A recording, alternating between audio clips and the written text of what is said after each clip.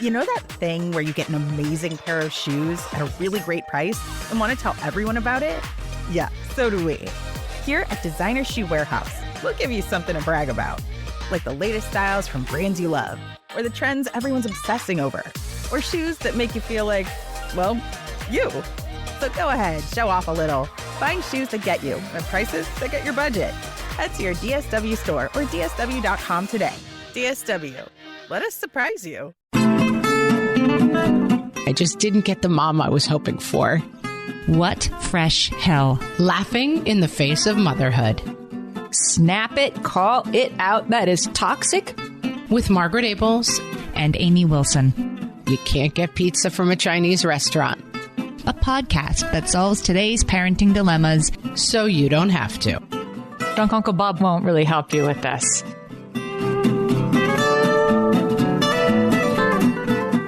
Hello, everyone, and welcome to What Fresh Hell? Laughing in the Face of Motherhood. This is Margaret. And this is Amy. And today we're talking about toxic positivity. I think I like this topic. I have to get into it. Amy kind of prepped this one a little bit. We've definitely talked about it with guests before. We've talked about it with Kate Bowler in her Fresh Take, which we'll link to. Mm-hmm. And we also talked about it a little bit with Taylor Harris, who we will also link to in a Fresh Take. Mm-hmm. But I'm interested to hear your thoughts on toxic positivity. Well, it's one of these things where, like, you know what it is when you hear it, right? But how do you define it? So I'll start with a definition. Psychologist Natalie Datillo says that toxic positivity comes from the idea that the best way or the only way to cope with a bad situation is to put a positive spin on it. Right. So some examples. Shall we brainstorm some examples of toxically positive things? Somebody might say, like, you got to look on the bright side. Right. It could be worse. This is a blessing. It's a blessing. God doesn't give you more than you can handle. You'll get over it. Right. And perhaps the most insidious one, especially at parents, at least you have other children. Yeah. At least you could have one child, to people with secondary infertility, right? All this stuff telling you that it's actually going to be okay in the most unhelpful way possible. Yes, I definitely recognize the problem. Toxic positivity. I'm feeling it. Kate Bowler was amazing talking about this. She has a terminal cancer diagnosis, although has survived for several years, and writes beautifully on the topic. And the book is called No Cure for Being Human. And the idea is, like, we have to be human and endure, and we don't always have to think like, we don't always have to be desperately trying to put a bright face on everything. I think it comes often from, I'm thinking about, Kate Bowler, somebody with an incurable cancer that she's living with, makes people profoundly uncomfortable. Yes. Right? Chronic illness, open-ended things that seem really hard. It's their discomfort that is coming out and them telling you, well, God wouldn't give you something you can handle, because the alternative to that is unthinkable, that you've been given something unhandleable, right? Right. And this need and desire that we feel to hold things away from ourselves. And I also think this is the thing that I push back on a little bit about toxic positivity, is that it sometimes falls into the range of something that I don't like to spend a lot of time on, which is defining other people's reactions to things, because I just always feel like that's not that helpful. Like, yes, people will have horrible reactions, but our ability to control other people's reactions limited at best. So kind of calling out, like, that's toxic positivity, like, okay, but what are we doing about it? What's the flip side? Well, I think I would say that we've talked before about standing in the receiving line at a funeral and having somebody say to you, well, heaven needed another angel, or, some BS you're not supposed to say to a grieving person. And I think talking about this and understanding this is not so that you in that moment can be like snap it, call it out. That is toxic. Hashtag toxic positivity. We don't play that. Miss me with the toxic positivity. It's not for that, but it's that for me in my head, it would really help me in that situation, or it has helped me when I'm on the receiving end of that. Like, okay, they're saying that for them, not for me. They're saying kids are resilient because they really, really want to believe that. And that's why they're going to say that in the face of this difficult thing that they're hearing. It's for them, not for me. And I think being able to label it and hold it away from you is what will save you. And so that's why it's worth talking about. Yeah. So you're understanding it from your point of view and controlling it from your point of view. And also, as we discuss it as a concept more broadly that now more people hear about, I think there is some hope to say, like, let's try to let this thing go of always trying to, similarly to like, maybe we could stop greeting everybody by being like, did you lose weight? Like, I think we're getting better at that. You know, like we don't always have to greet everyone by commenting on their appearance or their weight. Similarly, we don't always have to respond with toxic positivity when we are in these situations. Right. And we don't always, for example, after 2 years of a pandemic, need to talk about the silver lining. Sometimes there don't have to be silver linings. There can just be pandemics. I have this conversation. Someone said to me a long time ago, I went to my mom with something and I just didn't get the mom I was hoping for, talking about her mom, that her mom had, you know, maybe just decided that this was the time to lay the hammer down and be like, yes, you have made horrible choices and I don't know how you're getting out of this. And I think of that all the time. Like I sometimes say to my husband, I'm going to tell you something and I need you on team me when I tell you this. I don't want rationality. I don't want the devil's advocate. I don't want the flip side, the better side. I just want you to say, you're absolutely right. And who do I have to go have a strong, stern talking to, you know? And I think that's another part of it. Like, yeah, what you expect. Sometimes you just get the wrong things from people. And sometimes there are those people, like I'm thinking of two relatives I have. They have grown up together. They've been siblings for many decades at this point. And one of the siblings is the worrier. And, you know, you don't understand, but it's like, here's this problem. I'm going to tell you my problem and I'm going to tell you why I'm stressed. And the sibling, I have seen this sibling 40 times say, what are you going to do? Always gives that response, which sends the, you know, sibling one in their Abbott and Costello act that they have together into a like, what do you mean? It's this. Well, what are you going to do? I see it play out from across the room. And I always think like that. I understand sibling one's frustration, but that's what sibling two says. Like that's what that person does. And you're counting on that person. Right. Maybe sibling two is not the person to take your anxieties to. Right. And maybe that person is one of the closest people to you, which is frustrating and hard. I'm not saying that, but the work is for sibling number one, with whom I identify in this dyad, if you haven't noticed, to say like, right, that is what they're going to say. And it's always going to be what they're going to say. Right. So don't be mad at them for saying the thing that they always say.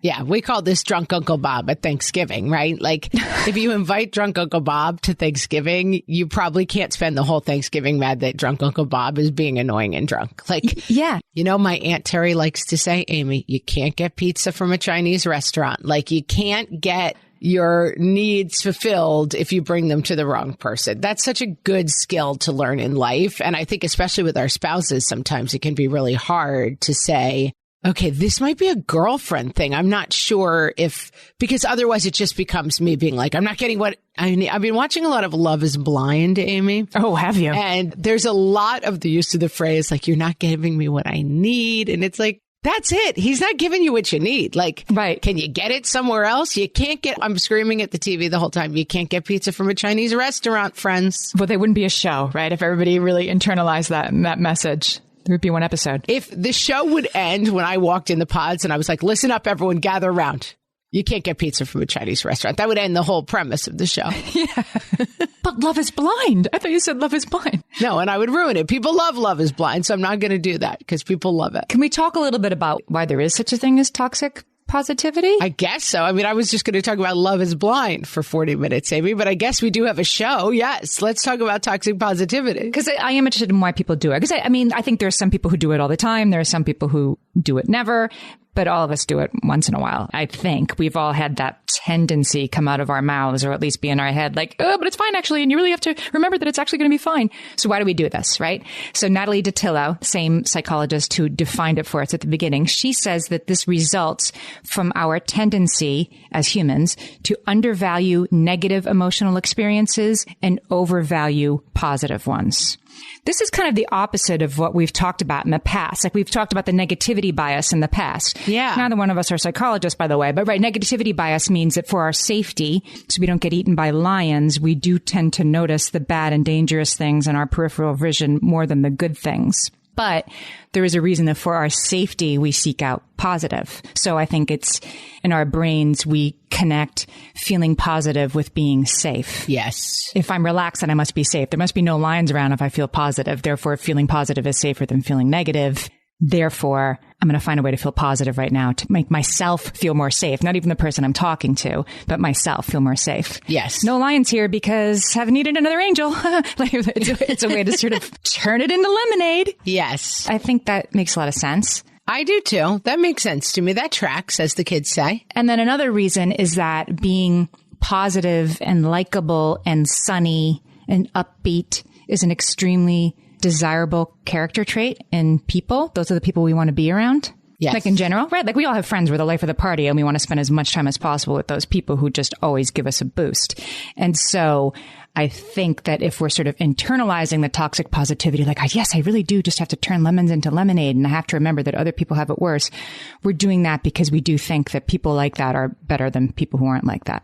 Yeah. And can I also just say, I think a lot of this comes from people's genuine desire to be kind and nice. Mm-hmm.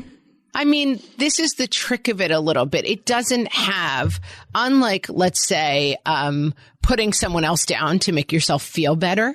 That is like you're engaging in a negative behavior to make yourself feel more positive. This is not that. This is, you're trying to do something positive, but it's kind of ending up in this space. And I think also it's like, as we always try to look at the man in the mirror, some of this is like, are we doing it to ourselves? That like, I must always present my family on Facebook as like smiling and happy. And, you know, I must always write the 4-paragraph essay on my anniversary about how my husband is the light of my life and the sunshine of my days. Even though last night, like we had a huge fight over, you know, him loading the dishwasher wrong, whatever it is. I think the toxicness of the positivity comes from the falseness of it. But I really forgive people who, you know, we've all been in a situation where something terrible happened to someone and your first reaction is, I don't know what to say. Yes. That's how everybody feels. And so the thing I worry about a little bit with toxic positivity is it sets up like these traps of like, there's all these things you're not allowed to say. And then people just are like, I guess I shouldn't say anything. I shouldn't reach out because I'm afraid of saying the wrong thing. And I mean, I had that. I know I've had it in my own life where people have said to me sometimes like, well, I didn't want to talk to you about, let's say, like your mom dying because I didn't want to bring it up. And it's like, well, I didn't forget. Like, you can bring it up anytime. You're never going to, but I understand why people think like they're going to ruin my day if they mention it. But it also feels weird to be stuck in this space of like, let's not talk about that. And so I guess the question is like, how do you get around like not just the positivity of like, everything's fine, everything happens for a reason, and get to some more real human connection. Does that make sense? Yes, it is both. How do you not be that person? And that's the easy part, right? Or how do you sort of hold this well-meaning stuff at bay if it's not helpful to you? And it's more complicated when you get into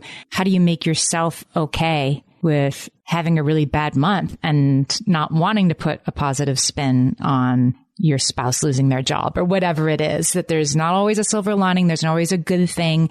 And you deeply feeling that way does not make you a person who needs to do more work to turn that frown upside down. That's well said. All right. I feel like we've established the problem really, really well. Amy, let's take a break and see if we have any solutions. Okay.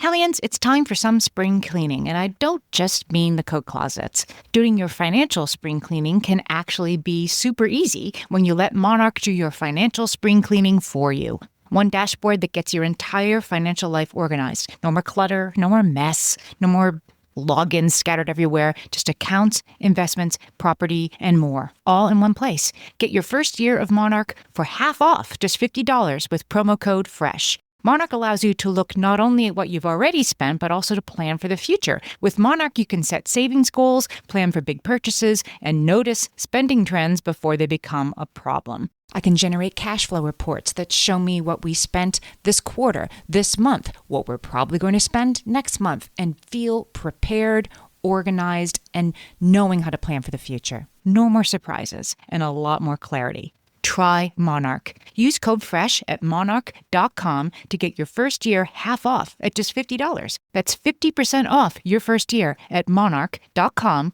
with code FRESH. Amy, when I'm having a good hair day, it usually makes my whole day better. And that's why on every day, I'm taking Nutrafol. Nutrafol is the #1 dermatologist-recommended hair growth supplement brand. And it's the #1 hair growth supplement brand personally used by dermatologists. Nutrafol's hair growth supplements are peer-reviewed, NSF certified for sport, and clinically tested. Nutrafol offers multiple formulas for men and women tailored to different life stages and lifestyle factors, so you get support that's actually right for you. Adding Nutrafol to your daily routine is easy. Order online, no prescription needed, with automated deliveries and free shipping to keep you on track. Let your hair be one less thing to worry about. See visibly thicker, stronger, faster-growing hair in 3 to 6 months with Nutrafol. For a limited time, Nutrafol is offering our listeners $10 off your first month subscription and free shipping when you visit Nutrafol.com and enter promo code LAUGHING. That's Nutrafol.com, spelled Nutrafol.com, promo code LAUGHING.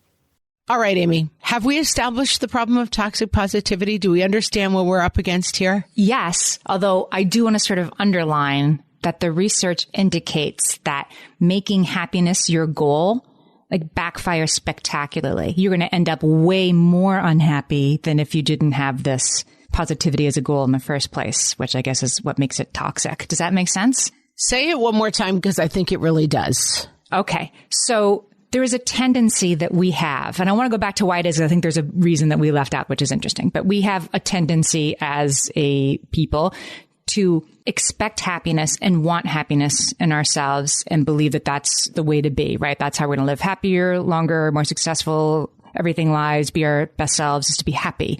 And so when we're not happy, we are both feeling the sadness and then we're feeling frustrated at ourselves that we're not happy. Like, yes, we've got that laid on top of it, the meta emotion. And studies show that that leads to greater symptoms of depression and long-term benefits and well-being. That's what gets you really down in the dumps, is being sad and then mad that you're sad instead of happy. That makes a ton of sense to me. Yeah. That makes a ton of sense to me. I have a ton of stuff going on right now and I'm struggling to some degree with a lot of anxiety. And I have found that my desire to put a lid on that anxiety is not helping. It's definitely not minimizing my anxiety. Let's say that.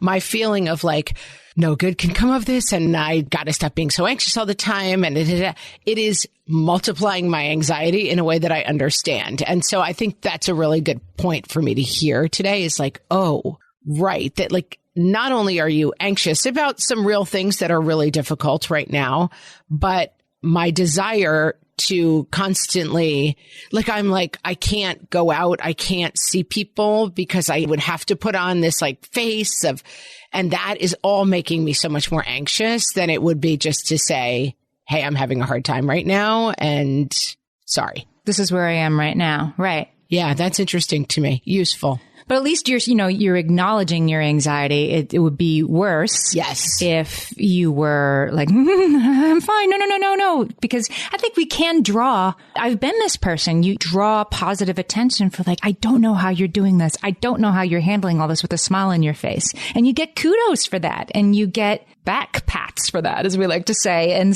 that feels good. And so then you do something even worse, which is to try to suppress that you're feeling this stuff at all, right? Look how well I'm handling it. And the other thing that we haven't even crossed the Rubicon on this, which is huge, is that we have kids. And so there is some degree to which, we've had people say to us, and I think it's a really good point, that I'm going to hold this for you because it's too heavy for you right now. And I think sometimes, when I have difficulties and challenging situations, I dealt with this a lot when my mom was ill. I don't want to come home and be sobbing at the dinner table and be like, I don't know how I'm going to do this. I don't know how I'm going to get through this. I don't think that's fair to put on my kids, Yeah. But I feel the burden, the extended burden of having to take that deep breath when I take the key out of the ignition and walk in and be like, hi, how was your day? Oh, it was terrible. You'd like to yell at me for a little while? Okay, And so that's why, as you feel, I push back a little bit against it because it's like, I don't know. What's my other option than toxic positivity? I get that maybe I don't need to be on Facebook tap dancing and being like, I'm the happiest hen in the hen house. Mm-hmm. But there are times where you do have to kind of fake it a little bit, right? I think you do. I'll give you one thing that I found that researchers say is a good thing to do when you are in this place and you are feeling like the pressure to be happy, either externally or internally. That I really got to get out of this funk because it isn't productive, right? We think our emotions need to be productive. Right. Which they don't. But if you're in that thing, and I guess the trick of it is we do want to be happy. Nobody would rather be sad than happy. But we're sort of like, get happy right now. Stop it, I said. It's not working. Something that might work, researchers say, is that when you prioritize behaviors that maximize the likelihood of your future happiness. You're not doing anything to try to change how you're feeling right now, but you are prioritizing things that will maximize your being happier in the future.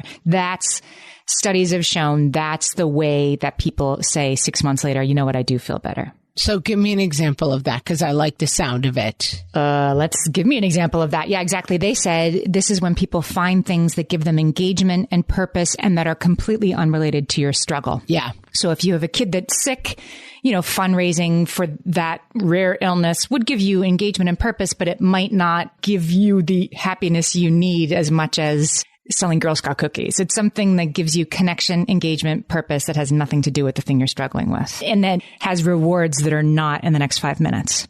Yeah, I think that makes a lot of sense. And this is, I point a lot of people towards, just doing work for others somehow, whenever I know people who are really struggling, it's like, it can really help.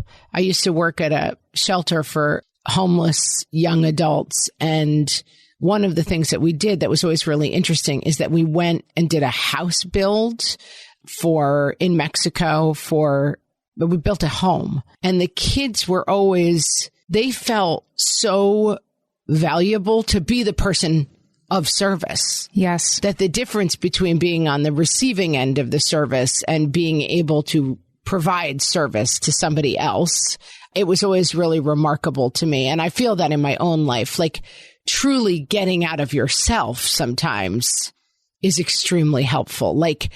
Okay, I don't know that I can solve this problem. You can't. This is the thing. And this is what Kate Bowler, I feel like, talks about really beautifully. There is no cure for being human. The things that happen to you, the things that befall you, the realities that are difficult, the unhappinesses that will come, unfixable. This can't be fixed. But how you choose to spend your time being human is what will define your life. That's helpful. Deep, man. You and I have a shared Catholic heritage, Irish Catholic, which I think gives into some of this, what do you have to feel sorry about? Other people have it worse than you. And I think in the past, I've looked at this, you go do a Habitat for Humanity so that you can put on the hair shirt of how dare I have a negative emotion when other people have it worse? And what this is, I think, suggesting is no, you do it to find joy, connection, and purpose. And the schoolgirl me is no, that's selfish. You're doing it to learn that actually you have it fine and other people have it way worse. No, not necessarily. You're doing it to find connection, purpose, and happiness and something that is giving you engagement with being human. Yes. And being willing to sit in that place. I remember during our conversation with Taylor Harris, she was talking about her son, Tofs, who has, some complex medical needs. And she was talking about coming from a family of high achievers, academics, and getting into this perfect college and becoming this very, skilled professor is so important. And I was saying, I come from a similar background and that letting go of that is a really difficult process, but that there's a lot of happiness in letting go of that. But there is a lot of calm that comes in letting go of that. And she really pushed back and she was like, but I also want to ask people to sit with me in that gap between those two places, which is still hard. And it was very moving and very right, because that's where I was sort of offering like, but it's okay. It's okay. You realize that it's okay. And she was saying, I think that what we're trying to get at with toxic positivity is that we're not ready to go. Yes, it is true that like whatever your life brings to you, like we will be in that together as loving friends and family and people who accept each other. We will be in that place and we will find strength from that, but we don't have to skip the step where it's like, this is hard and scary and making me really sad. Yes. And sitting with friends who are in that place and not trying to be the mother superior to their Maria von Trapp and give them the perspective and the, you'll see. What is the advice that she gives in The Sound of Music? Like, God never closes a door, but he opens a window, something like that. He opens a window. Yes, exactly. Right. And I think it's the path that we're on together that we want to skip. I think toxic positivity is our desire to skip from stone 1 on the path to stone 50, where everything is in the rearview mirror and okay. I saw this suggested in some of the research that I did, and I wanted to ask you if this resonated with you, that this is more of an American problem, maybe, than some other cultures, that we have to sort of shine it up. Yeah, I'm sure that's true. I mean, I don't know enough to know, but yes. I mean, I think there's certainly cultures where it's like, yes, it's as terrible as you think. It's awful, blah, terrible, And I think it's like your, tweet Irish grandma wasn't a fan of toxic positivity, right? But she was maybe a little too sometimes like, you want a problem? I'll tell you about it. Like everybody comes at it from a different point of view. But yeah, I could see it being uniquely American. Yeah. My grandmother had a tough life and there was no point in talking about it or dwelling on it. And then there was sadness that was left unexpressed. I saw this tweet this week that blew my mind. Somebody said, well, the thing about kids is they're so resilient. And then this person said in response, okay, but then why are there so many adults in therapy? I was like, right. We can sometimes be like, it's fine. Kids are fine. You'll see they're fine. Because we want it to be true so much. Yes. Instead of maybe, sitting with them in the, as you said before about the experience that your child went through, the experience that you would never want them to have, but don't miss the opportunity to sit with them and help them learn how to live with something difficult. Yeah. Instead of, well, we're not going to think about that anymore. Right. Yeah. And the fact of like, this can't be fixed is sometimes the answer, like this bad things happen and that's the truth, and that's okay. Right. And I think being able to really see other people and there's a vulnerability to opening yourself up to other people's pain, and to really, you have to be brave, I think, to not just be like, it's fine, 'cause I thought of a reason why it's fine. And to be able to sit with people and say, this sucks. I'm sorry. What's that line in the, sorry guys, Oldilocks alert, back in my day, Graceland, he says, losing love's like a window in your heart. Everybody sees you're blown apart. Everybody hears the wind blow. And I think about that at times like this, that when you are that person, people don't want to hear the wind blow. And so, they don't always want to sit with you. Right. They shout really loudly so that they don't have to hear the wind blow. God wanted another angel. Yeah, exactly. Yeah. Oh, you're like, please stop. Let's take a break. When we come back, let's talk about how we can be a better friend and walk through when other people are going through stuff like this. All my kids learned to swim when they were little. It was super important to me that they be confident and safe in the water. There was only one problem with that: taking them to swim lessons. I mean, the pools were freezing. There were always cranky adults doing laps right there. And it was definitely not, for any of us, what you would call fun. Amy, heard. But now there's Goldfish Swim School. Goldfish takes a really thoughtful approach to swim lessons, combining research-based teaching with a warm, kid-friendly environment that actually helps kids thrive in the water. Every detail at Goldfish is thoughtfully designed to create a golden experience, from shiver-free, warm indoor pools to comfy waiting areas for parents to professionally trained lifeguards on deck. Goldfish uses an approach called the science of swim play, which combines guided play with proven teaching techniques to help kids learn to swim, build water safety skills, and gain confidence all at their own pace. Lessons are designed to meet kids exactly where they're at. If you've been thinking about swim lessons or just wondering where to start, this is a great opportunity. Right now, Goldfish Swim School is offering a waived membership plus your child's first lesson free at participating locations. Just visit goldfishswimschool.com/free to find a location near you and enroll using promo code FREE. That's goldfishswimschool.com/free, promo code FREE. My favorite skincare products actually feel more like self-care, like they're so nice to put on and they smell so good that I'm actually happy when I get to that part of my day.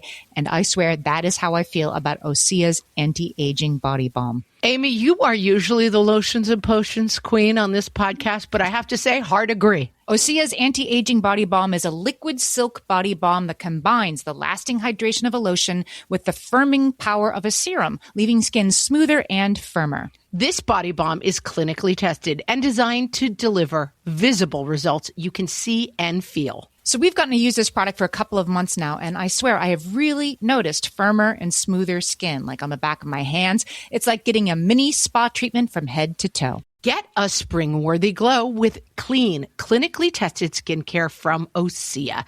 And right now, we have a special discount just for our listeners. Get 10% off your first order site-wide with code FRESH at OseaMalibu.com. That's 10% off your first order with code FRESH at OSEAMalibu.com. And now, a handy guide to talking to your loving mother. From the What Fresh Hell podcast. Your mother has used up her entire day running errands for you. She's spent hours scanning Pinterest recipes and preparing a new dish, even though she'd rather have been lying in bed and catching up on episodes of her favorite reality TV show. You'll be tempted to say, Ugh, what are these? Enchiladas? They smell like bat barf. Instead, try, Wow, Mom, when I think of all the things you do for me, the unseen work that goes into keeping me alive and well fed, I guess the word for what I feel is thankful. I love you, Mom. Moms spent today reorganizing your clothing drawers in tight Marie Kondo-style folds after doing half a dozen loads of laundry. Your reaction may be, Mom, where's my soccer jersey? Why do you always move my stuff so I can't find anything? instead, try, Wow, Mom, here's just another example of how, in so many unseen ways, you work to make our lives easier. Since I can figure out how to use an iPad, I bet I could use the washing machine too. In fact, I'd love to. This evening, your mom stopped reading an engrossing novel to instead Google Common Core guidelines and help you figure out what the heck the bossy R is in order to help you with your homework. Your go-to reply may well be, That's not how Mrs. Smith told us to do it. God, Mom, you aren't helping me. Instead, try, Wow, the Common Core is a frustrating evolution in our current educational system. I agree. Thanks for trying to help me get to the bottom of this, even though there's 1,000 more interesting ways you could be spending your Tuesday night. Your mom has set well-researched and reasonable limits on your social life in order to protect you and keep you safe and sound. You'll think a reasonable response is, God, Mom, you're so uptight. Liam's mom lives and stays out until 11 p.m. and he's a year younger than me. Why do you have to be so annoying? instead, try, Gee, Mom, thanks for recognizing that my frontal lobe has not formed enough yet to protect me from what are essentially my own moronic instincts. You must really care about me. You're the best. I love you, Mom. This has been a handy guide to talking to your loving mother. from the What Fresh Hell podcast. All right, we're back with solutions on what we should say instead of being toxically positive. Oh, good. Let's solve all the problems. We will never be toxically positive again. All right, so I have some good ground rules for us. Deborah Kaysen, she's a behavioral scientist. She says it's 3 steps. These are obvious, but I needed to hear them. 3 steps. I'll take it. Sounds easy. Yes. First one, I never do this. What kind of support would you like when somebody's telling us about you? Say, I've seen this expressed a couple different ways. Like, do you want to brainstorm solutions with me, or do you just want somebody to listen?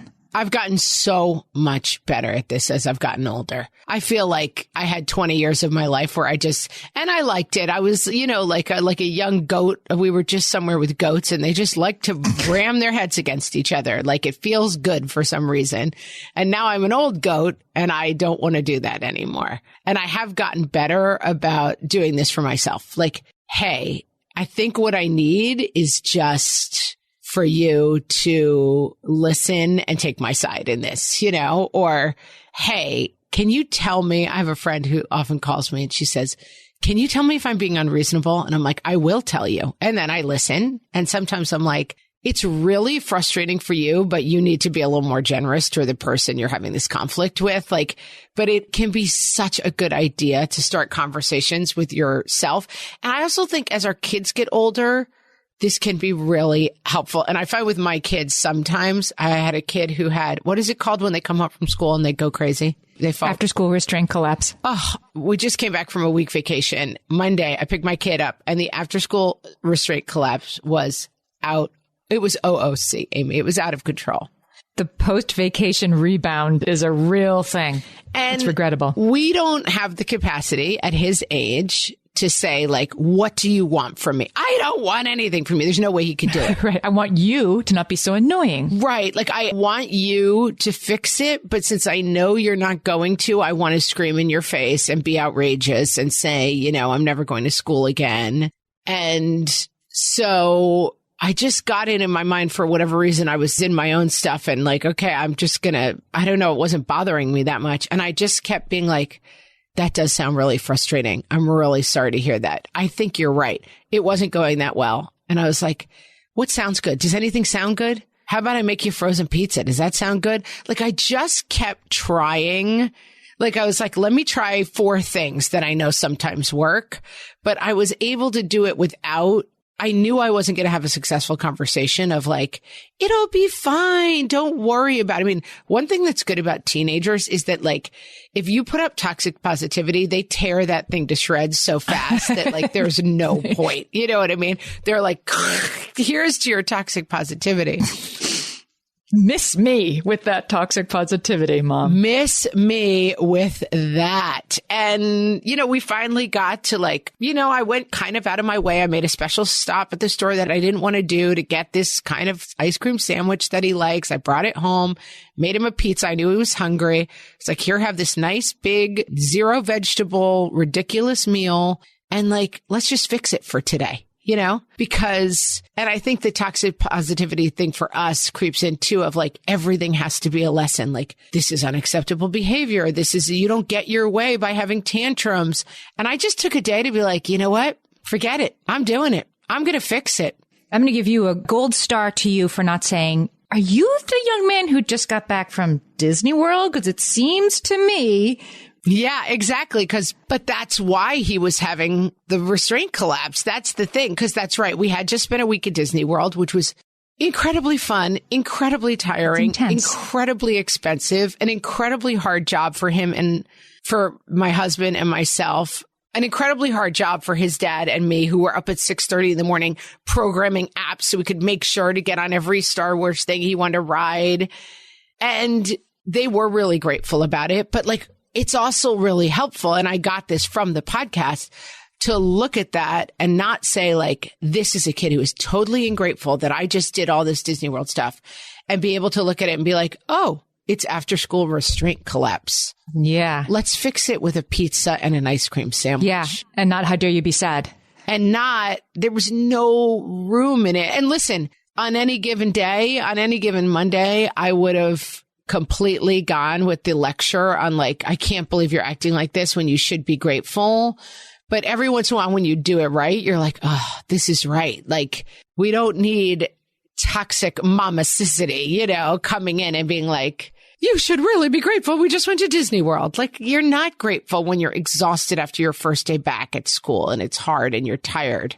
I'm thinking about this first thing of saying, like, would you like me to do this? Would you like me to do that? I'm not sure I'm always there for being asked that question, but I could do a better job of answering that question up front. I'm not having a hard time with my spouse. I'm having a hard time with something, and I want to discuss it with my spouse, and my spouse in a loving way will try to react with a fix, and well, you just have to, what are you going to do? That's not who I was talking about before, but what are you going to do sort of reaction. And so I need to head that off the past. Like, I really need you to just sit with me in this and just know that this is hard. Yeah, I'm not asking you to fix it, that I can do a better job of preempting that first by asking for what I need. Yeah. Which isn't always, we shouldn't put that on the person who's suffering, but. Yeah. And I also think, no. And you also have to know this for yourself to a certain degree. You cannot begin every conversation with like, yeah, I would like you to react this way. That's not always going to happen. But I also think it's always a good idea in dealing, when we've dealt with tough situations within my family, my extended family, my nuclear family, we pretty much know this person is the hammer.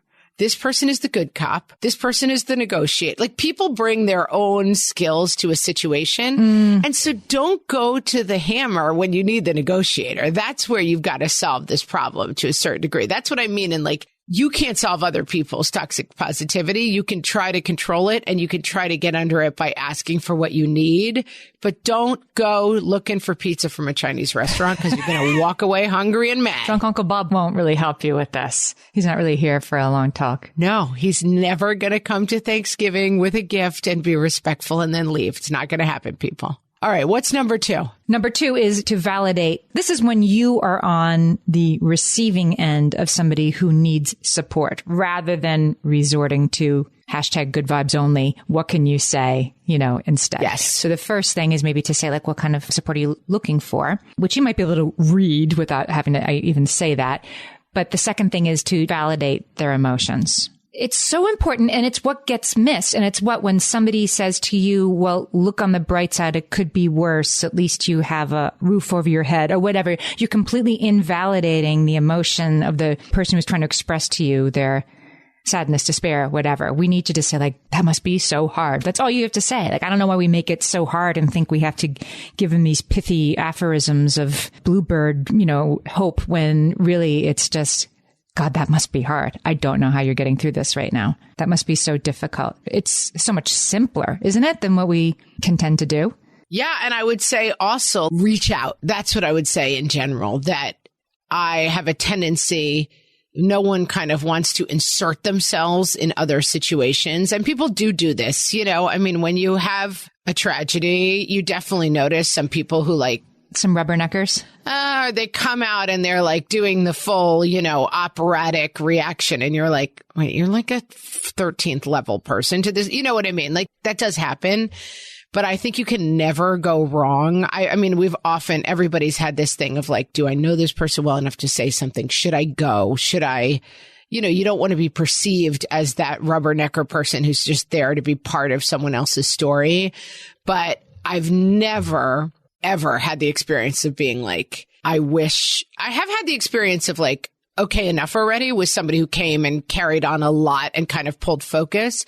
But people who came in who were like, I was your person who you lost's car mechanic and we always had a really nice thing. The fact they walked in the door is always moving. Mm-hmm. Like, put your face in, say, I'm sorry, and be part of it. And then don't take it to the place of like, and my final word is everything happens for a reason. It'll all be fine. Bye-bye.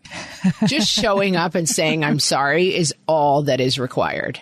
But be brave enough to do it. It's so much simpler. Yeah. It's brave to do it. And it's brave. So the third part of what we have to do is to then reinforce. So we make sure we're offering the help that's being asked, which is usually listening and support. Second is validate emotions instead of try to get them to change them in real time in front of you. And the third time is just reinforce that you are there for this person. This must be hard. And is there anything I can do to help you? Is there anything I can do to make it easier? You're not alone. That kind of thing is better than. And I've told the story before about being at a really difficult funeral with someone and people were saying really stupid things. I mean, bad things. And I remember this person just said, whatever anyone says to me, I'm going to try to remember they showed up and I'm going to try to just hear, I love you. And it was like, what an amazing thing to be able to try to do. Like, you can't stop the reaction that people bring to you. I think that's always a really important thing to remember. Like, you can't expect people to react correctly because it's not going to work. Right. But you can ask for what you need. You can get people who are in your lives to shield you from people. I mean, that's a nice thing to offer sometimes, friends or at a reception after a death. It can be a really helpful thing to be like the bodyguard for the person. You know what I mean? Like, who do you want to talk less to? I will go take that person out and be like, I really need to tell you, you know, how important you are, whatever it is. So you have to be able to control yourself to a certain point. But I think for us, the braveness to not be like, let's drown out the wind with my screaming, and just be like, okay, let's sit here together in this and feel however we feel. And that's okay, is the bravest thing that we can do. And that you're being brave when you don't have to take in this like, but I should be feeling differently. Like, no, you don't. You don't have to be feeling differently. And you're very brave to be feeling how you're feeling. And it's their fear coming out, not even their judgment of you. It's just their fear. That would help me, I think, a little bit to sort of reframe this instead of like, God, you're right. I am lucky and I shouldn't dwell on the bad stuff. No. Yeah. Don't let other people drag you into that, for sure. There's a great part in Eat, Pray, Love, that book, Elizabeth Gilbert. Yeah. She's working at like an ashram or something. She's like a normal person who kind of gets involved in like this ashram, you know, meditative lifestyle. And she's checking people in. She's working there. And the guy who she's working with has been there forever. And people are like, I don't have my reservation. And she's like, these people are so annoying. They're so this, they're so that. And the guy was like, isn't it hard to see how afraid they are? And like, it's going to be so nice to be able to help them. And it is like, just, you can only reframe your own brain, you know, and like, isn't it nice to see that they tried and showed up? And then if you need someone to keep them the heck away from you, that's fine too. Get a bodyguard on board. Yeah. You solved it. Oh, we solved it. It's hard. We always do. Always, Amy. There's so much toxic positivity out there, but we're here for you. We know everything's not always all right, guys, and that's fine too. We'll make it through whatever we do. It's pretty good. Even literally days after you got home from Disney World, sometimes there's ups and downs. Yes, exactly. If you want to do something for us that is positive and completely non-toxic, why don't you go leave a rating or review for the podcast, friends? Wherever you listen. Like right where you're listening, like right now, like throw the stars, give the love. Even better, hit the little share button, the little square with an arrow, and forward this episode to a friend who could use a little non-toxic, non-judgmental, I'm here for you. We've been here a while, friends, but we're always trying to grow, and that really helps reach new listeners. So thank you. And until next week, friends, we hope that your positivity is all entirely non-toxic. Only positive. Your happiness is very organic and earned and deeply felt. Exactly. All right, we'll talk to you next time. So long.